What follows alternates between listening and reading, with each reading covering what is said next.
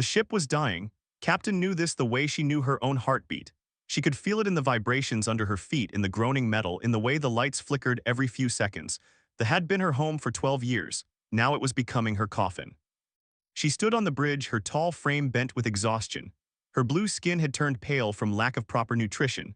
Her silver eyes, once bright with command, now looked hollow. Around her, the remaining crew worked in silence. There was nothing left to say. They all knew the truth.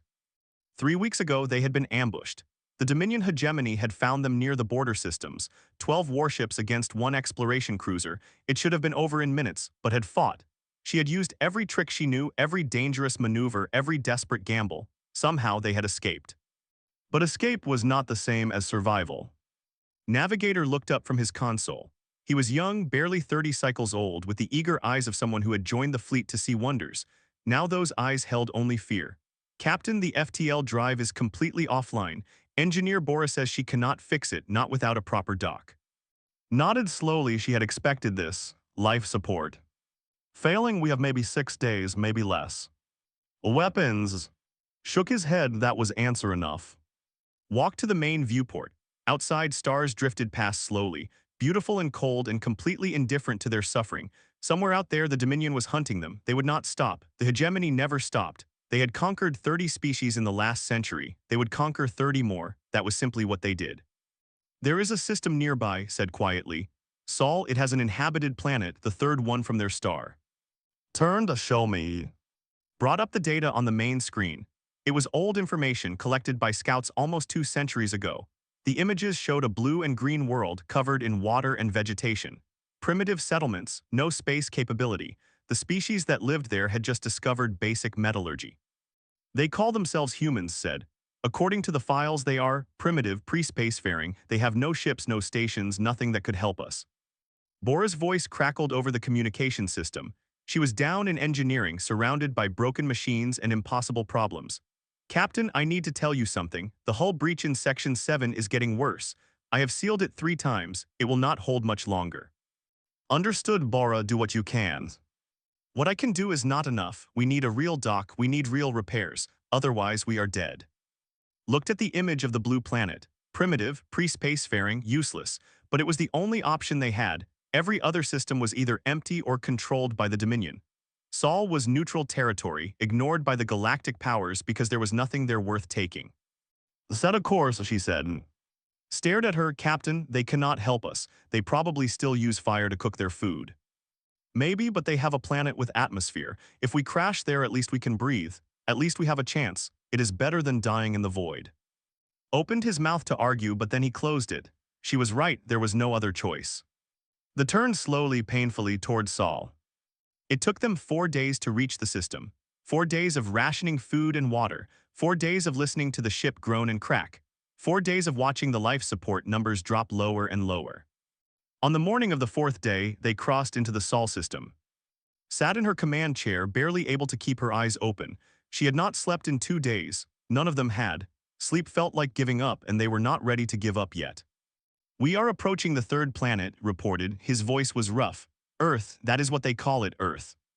Looked at the viewport. She could see it now, a small blue dot growing larger. It was beautiful.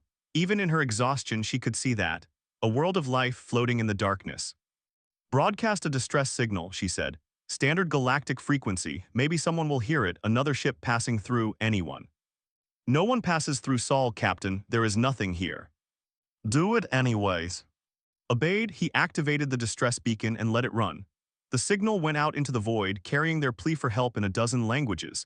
Did not expect an answer. She just wanted to say before the end that they had tried. The response came in 7 minutes. At first thought his console was malfunctioning. He hit it twice, checked the connections, ran a diagnostic. Then he went very still. Captain. Something in his voice made stand up. What is it? We are receiving a transmission from the planet. That is impossible. I know. His hands were shaking, but it is happening, and Captain, they are speaking. Felt her blood go cold. Play it. The bridge speakers crackled to life. A calm voice filled the room. It was a female voice speaking their language perfectly, without accent, without hesitation. This is Korean Space Command to unidentified vessel. We have received your distress signal. We have your position. Help is on the way, please hold your current location. I repeat, help is on the way. No one moved, no one spoke. The message played again, exactly the same. Finally found his voice. Korean Space Command, our files say they had not even invented electricity 200 years ago. How do they have a space command? How do they know our language? Had no answer, she stared at the blue planet on the screen trying to understand what was happening. This was wrong. Everything about this was wrong. Primitive species did not build space commands. They did not learn alien languages. They did not answer distress calls in 7 minutes with perfect professionalism. Captain Bora's voice burst from the speakers. Sensors are detecting something. 3 vessels just appeared from behind the planet's moon. They are moving toward us. Dominions. No unknown design, unknown energy signatures, but Captain, they are fast. Faster than anything I have ever seen. Walked to the viewport. She could see them now, 3 bright points of light moving against the stars. They were not moving like any ships she knew. They were gliding, smooth and silent, like predators in deep water. Should we run? Asked. Run where? Replied, we can barely move. The lead ship came closer. It was beautiful in a strange way. All curves and flowing lines, nothing like the angular designs or the brutal Dominion warships. It looked almost organic, like something that had grown rather than been built. A new transmission came through, the same calm voice. This is commander of the rescue vessel. We are matching your speed. Prepare for docking. Medical teams are standing by. Everything is going to be okay. Did not know whether to laugh or cry. She had come here expecting primitives with fire and stone tools. Instead, she had found something else entirely. Something that should not exist. Something that made no sense. But the voice had said everything was going to be okay. And for the first time in 3 weeks, Captain allowed herself to believe it. The human ship connected to the with a soft click. There was no grinding, no violent impact, just a gentle embrace of metal against metal. Had docked with stations across a dozen star systems, and she had never experienced anything so smooth. The airlock hissed open and clean air flooded into the damaged corridor. Real, fresh, filtered air. Several crew members actually wept when they breathed it. The first human saw was Commander. She was shorter than expected, with black hair pulled back tightly and dark eyes that seemed to notice everything at once. She wore a simple gray uniform with a small patch on her shoulder showing a flower and 3 stars. Captain said, speaking as easily as if she had been born to it. Welcome, we have medical personnel ready for your wounded. Engineers are already assessing your ship. Please come with me. Looked at her, how do you know my names? Your distress beacon included your ship's registration. We keep records, smiled slightly. We keep very good records. They walked through the connecting tube and into the human vessel. Had expected something crude, something basic. What she found was the opposite. The corridors were wide and clean, lit by soft light that adjusted as they moved. The walls displayed information in flowing scripts she did not recognize. Everywhere, humans moved with quiet efficiency, nodding to their commander as she passed. Walked beside, his eyes huge. He kept touching the walls, the consoles, anything he could reach. This technology, he whispered. Captain, this is advanced, very advanced. Our own ships are not this sophisticated. Heard him and laughed softly. We have had time to develop, more time than you might think. She led them through the docking tube and onto an orbital station. The station was massive, far larger than it had appeared from outside. It curved around them in sweeping arcs with windows that looked down on the blue planet below. Saw forests and mountains and cities glittering with lights. She saw roads that stretched across continents and structures that reached toward the sky. This is station, explained. Our primary orbital facility. Your ship is being towed to our repair docks. Our engineers will begin work immediately. Why? Asked. Tilted her head. Why what? Why help us? You do not know us. We are strangers, aliens. Most species would capture us, study us, or simply ignore our distress call. Why would you help? For a moment was quiet, then she said, because you needed help. Is there a more complicated reason required? They entered a large room with windows overlooking the repair docks. Through the glass, could see the being guided into a cradle of metal arms. Workers in suits were already floating around it, attaching cables and scanning the hull. It looked like her ship was being held by a giant, gentle hand. A man approached them. He was tall for a human, with messy hair and eyes that sparkled with barely contained excitement. He wore a white coat covered in stains and scorch marks. Captain, he said cheerfully, speaking with a slight accent. I am Dr. Minu, Chief Engineer. I have been looking at your ship and I have many questions, so many questions. But first I must tell you your FTL drive is absolutely fascinating. Completely inefficient, of course, but fascinating. Blinked inefficient. Oh, terribly so. You are wasting about 60% of your energy output on heat dissipation alone. Your shield matrix is also outdated and your weapon systems are, well, he paused, searching for a polite word, adequate for their time. Stepped forward, his face flushed. Our technology is among the finest in the fleet. Minyu nodded enthusiastically. Yes, yes, I am sure it was. 200 years ago, technology moves quickly, but do not worry, we can fix everything. Better than new, much better. Felt her head spinning. She had come here expecting primitives. Instead, she had found a species that looked at technology the way a master craftsman might look at a child's first drawing. With kindness, but also with the clear knowledge that they could do better. How is this possible? She asked. Our records say your species had not even achieved. You were still fighting wars with weapons that threw metal pellets. And Minyu exchanged a look. Some silent communication passed between them. Come, said, I will show you. She led them to a private room with comfortable chairs and soft lighting. A young woman was waiting there, small and slight with an eager expression. She stood up quickly when they entered.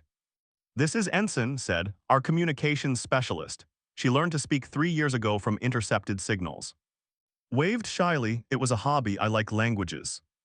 Sat down slowly. Her legs were weak and not just from exhaustion. Everything she thought she knew about this species was wrong, completely wrong.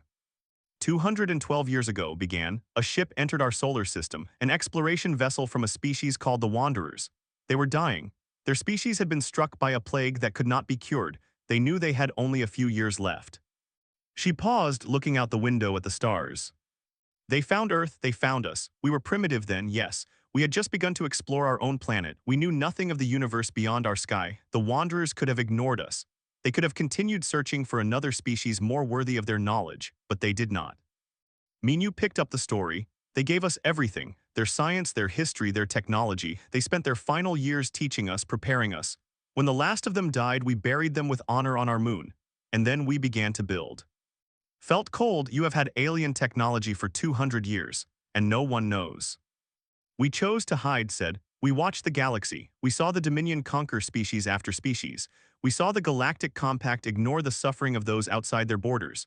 We decided that revealing ourselves would only invite trouble, so we grew quietly. We built secretly, we prepared. Prepared for what?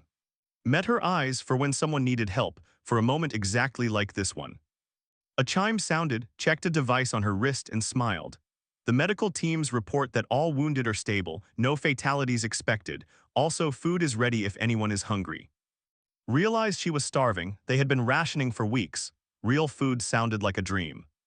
They were led to a dining area where trays of food waited. Some of it was clearly adapted for digestion, but some was purely human. Tried something called rice and found it surprisingly good. Was given a warm brown liquid in a small cup. What is this? He asked, sniffing it suspiciously. Coffee, said. It is a drink we make from roasted seeds. It contains a mild stimulant. Took a careful sip. His eyes went wide, his pupils dilated. He took another sip, then another until the cup was empty. This is a drug, he said accusingly.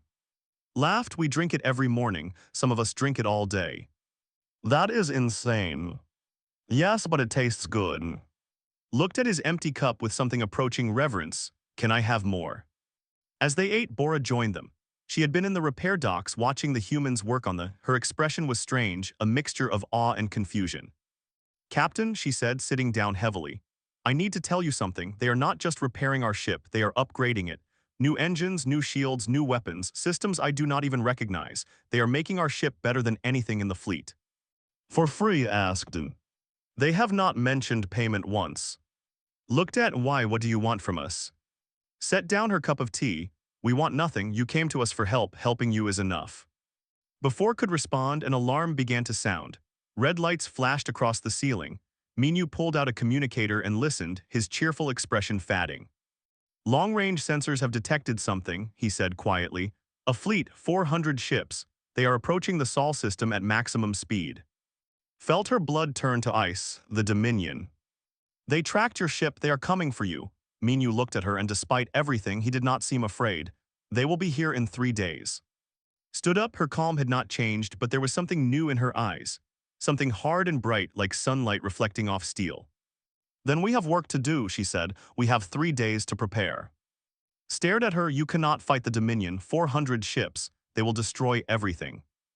Smiled, it was not a cheerful smile. It was the smile of someone who had been waiting a very long time for this moment. Captain, she said softly, we have been preparing for this for 200 years. The Dominion has no idea what they are walking into. The War Council met in a room deep inside station. Around the table sat humans in uniform, their faces serious but not frightened. Captain stood at the side, watching them discuss the coming battle as if it were a problem to be solved rather than a catastrophe to be survived. Commander stood at the head of the table. Behind her, a massive screen showed the Sol system. Red dots marked the approaching Dominion fleet, 400 ships, each one capable of destroying cities. They will arrive in 67 hours, said. Standard Dominion assault pattern. They will spread out to encircle the system, then move inward together. They do not expect serious resistance. Stepped forward, Commander, I must speak. Every eye turned to her. This is not your fight, said. The Dominion came for us, for my ship, for my crew. If we leave now, if we take thee and run, they might follow us. They might leave your world alone.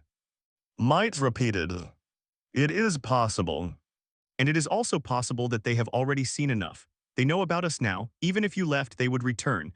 They would want to know what kind of species hides in this forgotten corner of space. They would want to see if we are a threat, shook her head slowly. No, Captain, running is not an option, not for you and not for us. Then you will die, felt her voice break. I have seen what the Dominion does. I have seen worlds burn, 400 ships against one station and a handful of vessels. This is not a battle. This is a massacre. The room was quiet for a moment. Then a new voice spoke, deep and calm like distant thunder. Perhaps you should see what we have built. The speaker was an old man in a dark uniform. He had white hair cut short and eyes that seemed to have witnessed centuries. He moved slowly, carefully, but there was nothing weak about him. When he entered the room, every human stood a little. This is Admiral, said, commander of the Korean Space Fleet. Nodded to, Captain, I understand your concern. You have seen the Dominion at their strongest. You have fought them and barely survived. You think we are fools to stand against them. I think you are brave, said, but bravery does not stop plasma fire. Smiled, it was a small smile, patient and knowing, come with me. He led them through corridors and down elevators, deeper and deeper into the station. Finally, they emerged into a massive chamber, stopped breathing. Ships rose upon rows of ships stretching into the distance. They were sleek and deadly, all curves and angles that seemed to shift as she looked at them. They were unlike anything she had ever seen, unlike anything anyone had ever seen. 60 warships, said, built in secret over the past century. Each one carries weapons that no species in the galaxy has encountered. Each one is crewed by men and women who have trained their entire lives for this moment. Stood beside, a cup of coffee clutched in his hands. He had not stopped drinking the stuff since discovering it. 60 ships against 400, those are still bad numbers. Numbers are not everything, replied. Strategy matters, technology matters, and most of all will matters. The Dominion fights for conquest, we fight for survival. There is a difference. Dr. Minu appeared from behind one of the ships, his coat even more stained than before. He was grinning like a child on a holiday. Captain, perfect timing, your ship is almost ready. Would you like to see? They followed him to a separate dock where they waited. Almost did not recognize it. The hull had been repaired and reinforced with some kind of black material that seemed to absorb light. New sensor arrays sprouted from the bridge. The engines glowed with a blue fire she had never seen before. Bora was already there, running her hands over the new systems with an expression of wonder. Captain, I do not understand half of what they have done. Our engines are now 3 times more powerful. Our shields operate on a frequency that should be theoretically impossible. And the weapons? She shook her head. I do not even know what these weapons do. Minu bounced on his heels. Quantum phase cannons, they fire particles that exist in multiple states simultaneously, very effective against traditional shields. The Dominion will not know what hit them. You gave us this technology, said slowly. You gave it to us freely. Why? Minu looked surprised by the question. Because we could, because you needed it, why would we not? Had no answer. In all her years of dealing with other species, she had never encountered such simple generosity. Everyone wanted something. Everyone had a price. The humans seemed to want nothing except to help. Over the next 2 days, the system prepared for war. Human ships moved into formation. Defensive platforms were activated around the planet. Every hour, new reports came in about the approaching Dominion fleet. Worked alongside the humans, helping where she could. She learned their names, their habits, their strange customs. She watched Ensign teach a group of human soldiers basic phrases just in case they encountered survivors who needed rescue. She watched Dr. Minu work without sleep, improving systems, fixing problems, making everything just a little bit better. And everywhere always there was coffee. The humans drank it constantly, had become completely dependent on it. He carried a thermos with him everywhere and grew agitated if he could not drink from it every hour. "This is wrong," he told on the second night. "I know this is wrong, it is a stimulant, it is affecting my brain chemistry, but I cannot stop, I do not want to stop." "The humans seem fine," observed. "The humans are insane. They have built a secret fleet, they are preparing to fight an empire, and they do it all while consuming a drug that makes them vibrate. They are the strangest species I have ever encountered." "Perhaps," said, "but they are also the kindest." On the final day before the battle, something unexpected happened. Was on the bridge of the running final diagnostics when called out in shock. "Ships dropping out of FTL, multiple contacts." Rushed to the sensors, her heart was pounding, had the Dominion arrived early. But the signatures were wrong, these were not Dominion ships, these were. Bora whispered, "They are ships." 7 vessels appeared in the Sol system. They were damaged, running on emergency power. They were survivors, refugees, just like they had received message. They had come. Commander's voice came over the communication system. "We are detecting the new arrivals. Do you recognize them?" "Opened a channel. Vessels, this is Captain of the Identify yourselves." A tired voice answered, "Captain, this is Captain Sora of the We received your signal. We heard that Earth stands against the Dominion." There was a pause. "We want to stand with you." Tears ran down's face. She did not try to stop them. "Welcome," she said. "Welcome to the Sol system. Welcome to the fight." The 7 ships were guided to the repair docks. Human teams swarmed over them, fixing what they could, upgrading what they had time to improve. The crews were given food, medical care, and coffee.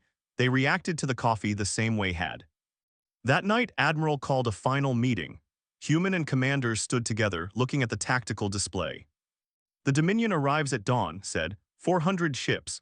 We have 60 human vessels, 8, and 1 compact observation ship that has chosen to join our defense."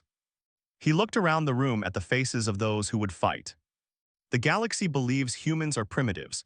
The galaxy believes we are weak, backward, irrelevant. Tomorrow the galaxy will learn the truth. We are Earth. We do not abandon those who need us. We do not bow to tyrants, and we do not lose."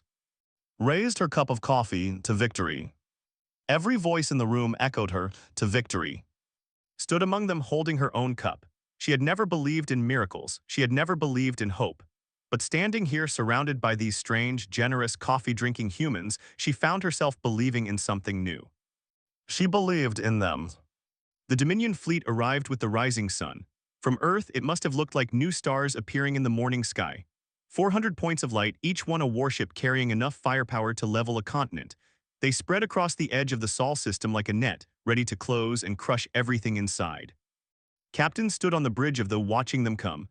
Her ship hummed with power it had never possessed before. Her crew sat at their stations, tense but ready. Around her, the combined fleet held formation. 60 human ships, 8 vessels, and 1 small compact observation craft that had decided to stop observing and start helping. Admiral's voice filled every bridge in the fleet. He spoke calmly, as if he were discussing the weather rather than the fate of billions. "All ships hold position, let them come to us, make them think we are afraid." The Dominion commander's transmission cut through all frequencies. It was a harsh voice, cold and arrogant, speaking in the universal trade language. "Attention, Sol system. This is Fleet Commander of the Dominion hegemony. You are harboring enemies of the hegemony. Surrender them now and we will spare your planet. Resist and you will be destroyed. You have 1 hour to decide." Silence fell across the human fleet. Watch the communication channels, waiting for someone to respond. She expected diplomacy. She expected negotiation. She expected fear.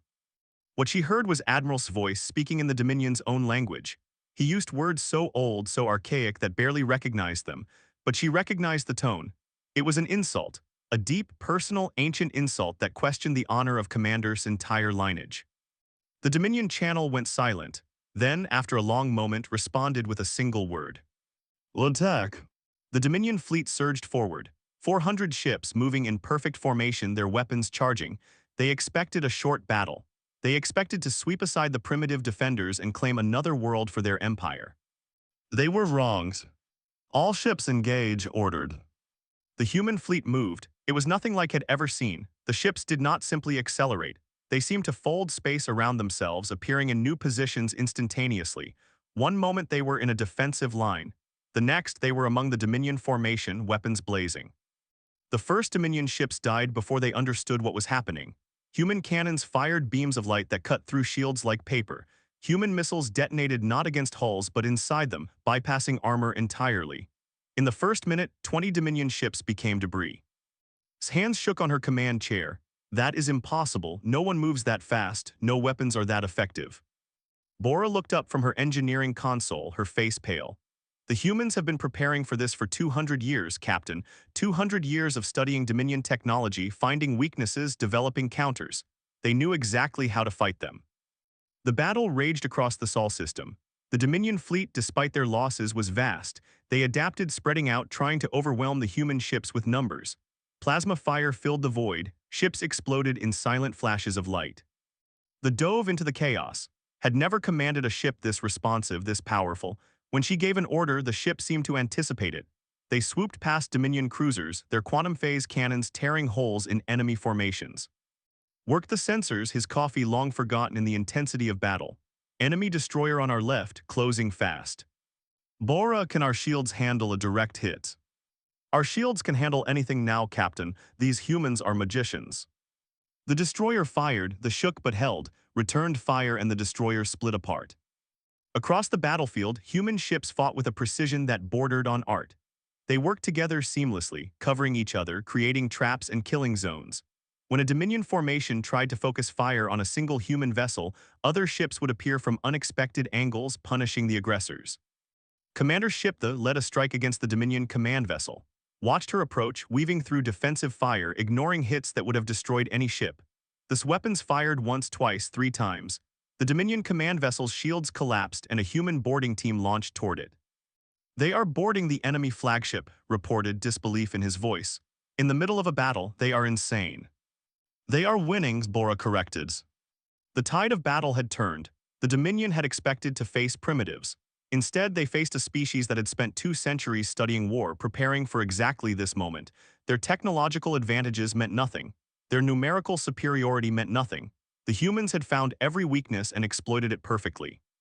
Commander's voice returned to the communication channels. He was shouting now, all arrogance gone, replaced by panic. All ships regroup, focus fire on the human command vessel, destroy the Admiral. 100 Dominion ships turned toward Admiral's flagship. It was a desperate move, sacrificing everything for a chance to kill the enemy leader. Did not run, his ship held position as the enemy fleet approached. Watched, her heart stopping, certain she was about to see the old Admiral die. Then the trap closed. Had let them come, he had wanted them to focus on him, because while they were focused on him, his other ships had moved into position. The 100 Dominion vessels found themselves surrounded, caught in a crossfire from which there was no escape. The slaughter lasted 3 minutes. When it was over, 100 more Dominion ships were gone. The Dominion formation broke.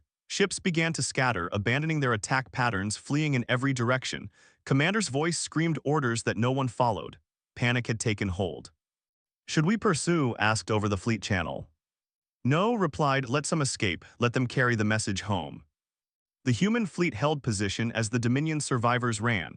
Out of 400 ships, perhaps 40 managed to escape into FTL. The rest were destroyed or disabled. Sat in her command chair, numb with shock, it was over. The great Dominion fleet, the terror of a dozen species, had been annihilated by a species they had thought primitive. She had witnessed the impossible. Across the Sol system, human rescue ships were already launching.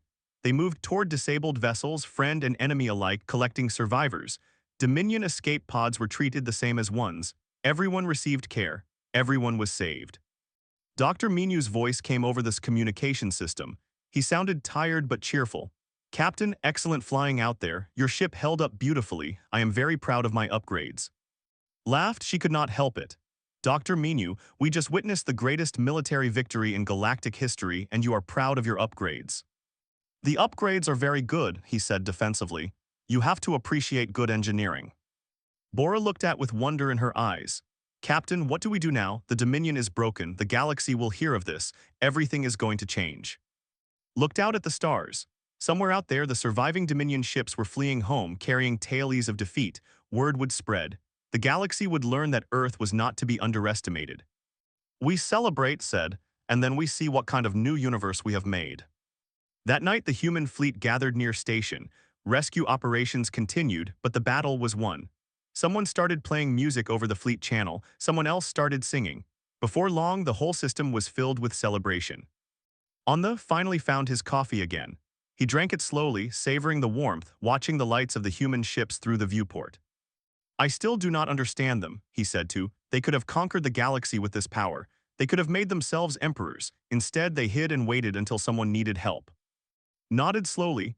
Perhaps that is their strength, not their technology, not their ships, their willingness to help strangers even at cost to themselves. I have never encountered anything like it. Neither has the Dominion said, and that is why we won. The celebration continued through the night. Tomorrow there would be negotiations, diplomacy, the beginning of a new era. But tonight there was only victory, only joy, only the knowledge that against all odds they had survived. And they had survived together. 1 month after the battle, Captain stood before the largest gathering of species in galactic history. The summit was held in Seoul, in a great hall built specifically for this moment. Through the windows, she could see the Earth sky, blue and bright and full of promise. Around her sat representatives from across the galaxy.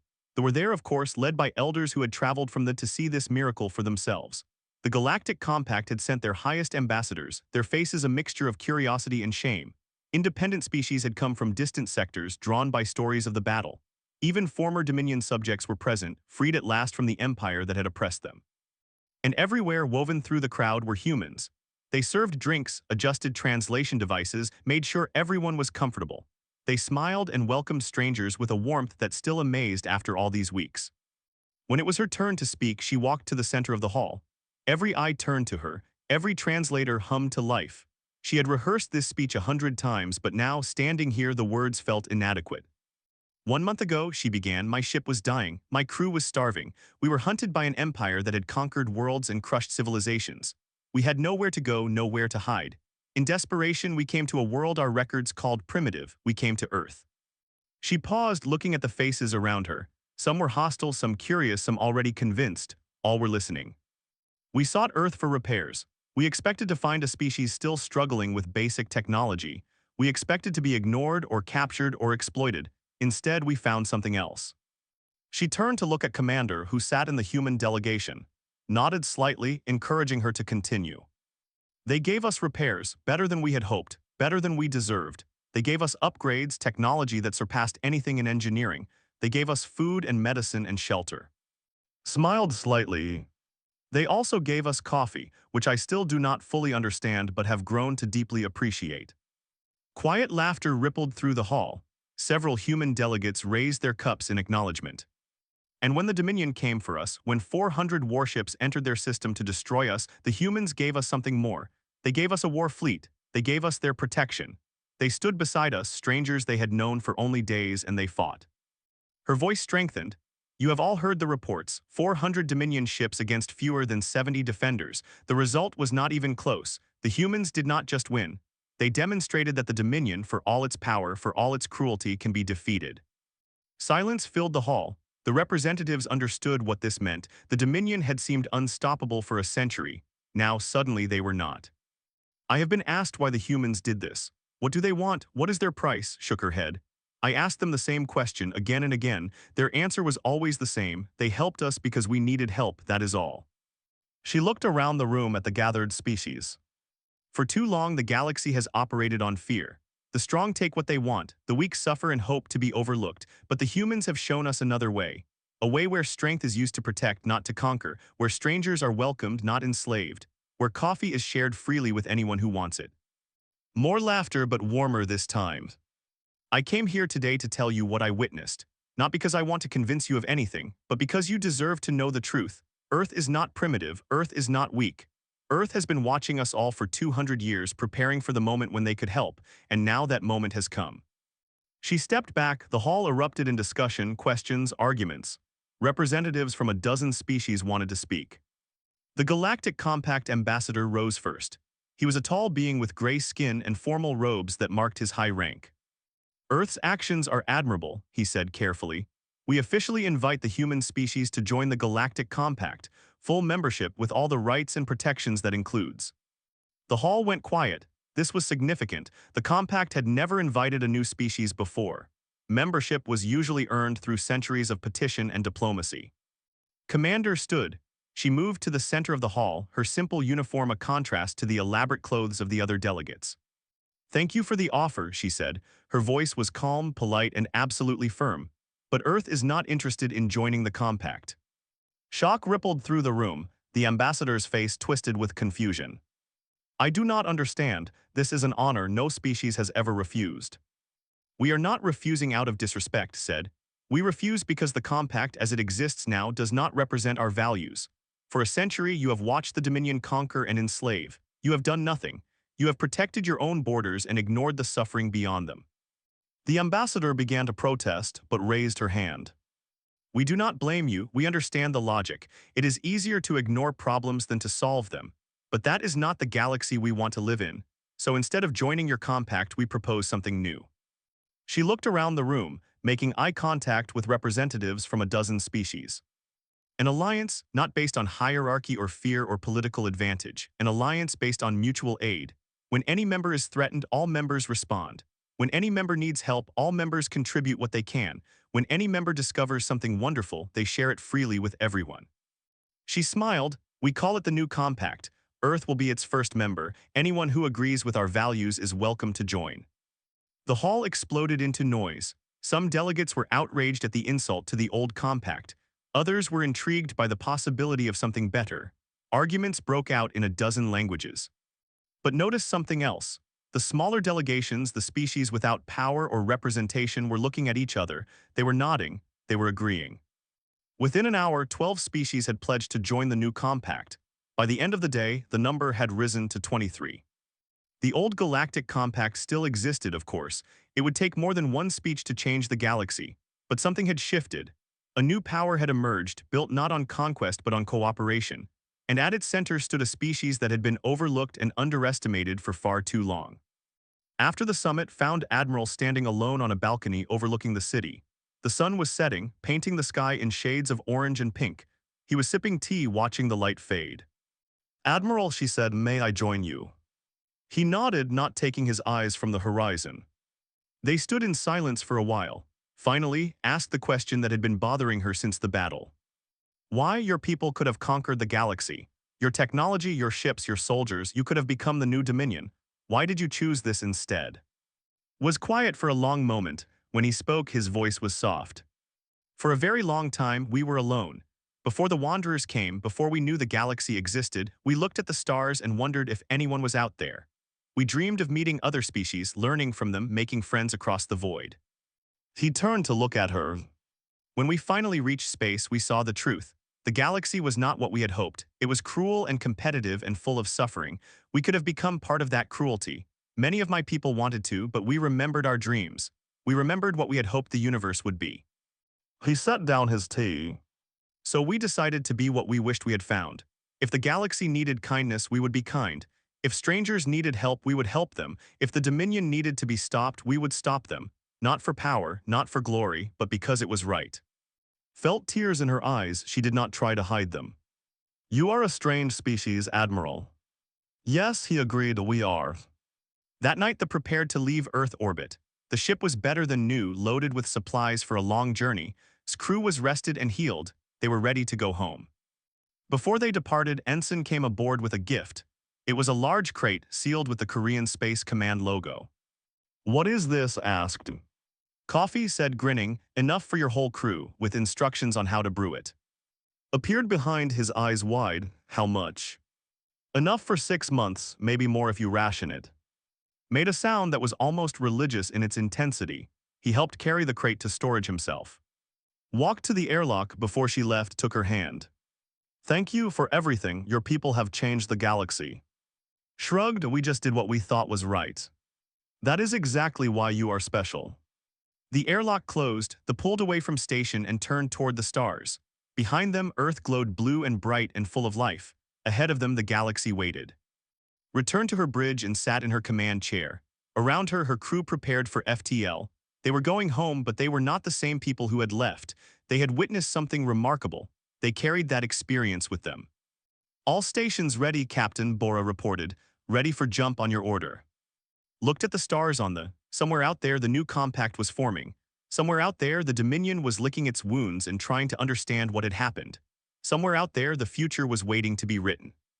Captain's log, she said quietly. Final entry before departure from the Sol system. We sought Earth for repairs. We found something the galaxy had forgotten existed. A species that helps strangers simply because they can. A species that fights for the weak instead of exploiting them. A species that shares their coffee without asking for anything in return. She smiled. The galaxy will never be the same, and neither will we. She turned to take us home. The jump to FTL. Earth disappeared behind them, but its lesson remained. Kindness was not weakness. Generosity was not foolishness. And sometimes the most primitive species in the galaxy could teach everyone else how to be truly civilized. The stars waited, the future was bright. And somewhere in the cargo hold, enough coffee to last 6 months sat ready for the journey ahead.